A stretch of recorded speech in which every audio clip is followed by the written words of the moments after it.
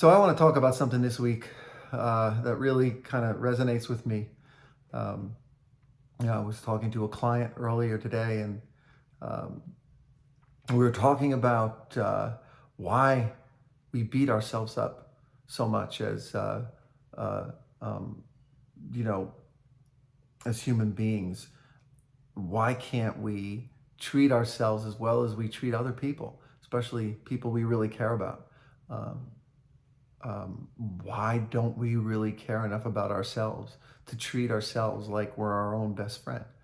And um, we were talking, and it's funny because, um, like so many things in in sessions that I have with clients, I really relate to what they're talking about and what they're struggling with.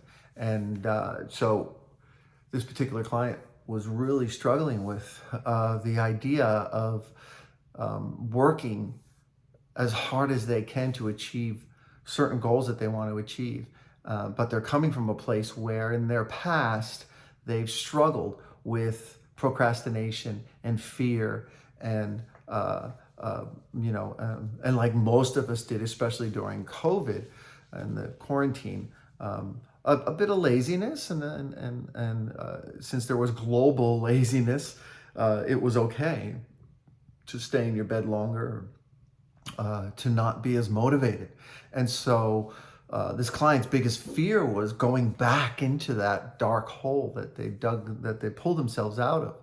Um, um, the other side of that coin is giving yourself um, some time to recharge and some time to build yourself back up.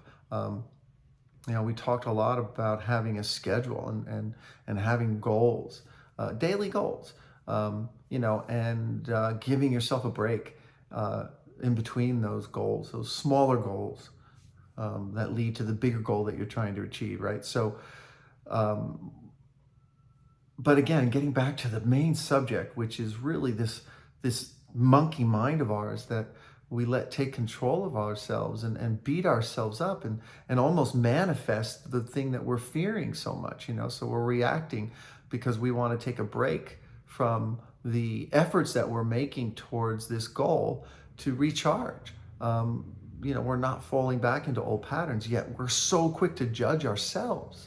We're so quick to beat ourselves up, and then it just becomes this cycle.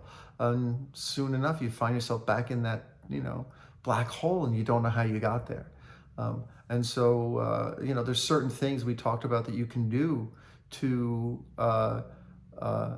manage the balance between working hard to achieve the goals that you want to achieve and making sure that you give yourself time to recharge. You give yourself time to,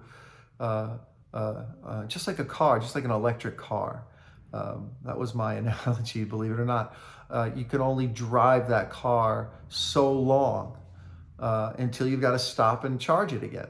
Otherwise, it's just going to run out of battery, and you're just going to, be stuck on the side of the road. And that's the same idea, honestly. And so it's knowing yourself enough to know that, yes, you want to make sure you don't fall back into those old patterns, but at the same time, giving yourself a break. And it's hard to do, especially in the beginning, especially coming out of this quarantine and entering back into the mainstream of life again. You can find yourself fearful again, having those fears again of stagnation, right? Or those fears that you're not, you're not putting yourself out there enough. I need to put myself out there more. I need to turn over every stone I can find for the opportunities for me to further myself in life. Especially the younger generation, and this particular client was very young. And they were lacking the experience yet of understanding the difference between cutting yourself some slack and being as aggressive as you can to achieve the goals you want to achieve. One thing that comes with youth is time. We've got plenty of time. And so, to the youth that's out there, to anyone that's struggling, whether you're young or old, give yourself time to recharge. Make sure you know the difference between falling into old habits and taking care of yourself. We are sometimes extremists. Either we're extremely lazy and extremely what's the word I'm looking for? Procrastinating, or procrastination is extreme. Or on the other side of the coin, we want to work 24 hours a day, 7 days a week to achieve our goal, and in the process burn ourselves out. And these are these two extremes, right? And so you need to find the middle ground. You need to find where you're most comfortable with the things that you achieve on a daily basis to feel productive, which make you feel more positive, which honestly makes you want to be more productive, and taking the time to recharge yourself, whether it's going down to the beach and sitting on the beach for an hour, or it's meditating, or it's doing something you like creatively, going for a hike. Being in nature is a big one. The monkey mind, I talk about that a lot in my life, and it's a part of who we are, but it's usually our ego, fear, has a big part in the monkey mind taking over. And when I talk about a monkey mind, I mean it's that voice, a negative voice inside your head, that's reacting to the future or the past. Most of the time, it's really not in the present. It's not a present moment awareness. It's truly reacting to things that you can't control. And a lot of times and I talked about this in the last video I posted, we wind up unconsciously allowing that part of ourselves to really take control of our lives. And it's one of the important things of why you need a mentor, you need a coach, you need somebody, a good circle of friends, someone that you can trust, that you can help be accountable to, so that you can pick up the phone call, the phone, and talk to them, or visit them, or run things by them that you're feeling, because otherwise you're on your own. And battling that monkey mind sometimes on your own can be tough. One of the great things that this particular client had going for them was their awareness at such a young age. They were so self-aware enough to be able to see what they were doing. They literally started the conversation by saying, "I'm beating the crap out of myself and I can't stop." Now think about that. You're beating the crap out of yourself. You're beating the crap out of yourself, and you can't stop beating the crap out of yourself. I mean, how horrible of an existence is that? And it doesn't have to be. It's not like somebody else is causing this problem that you have no control over. Thank God. It's something you can actually control. It's something you can actually change. Like Wayne Dyer says, when you change the way you look at things, the things you look at change. And it's an oversimplification of a concept that is practiced sometimes on a minute-by-minute basis.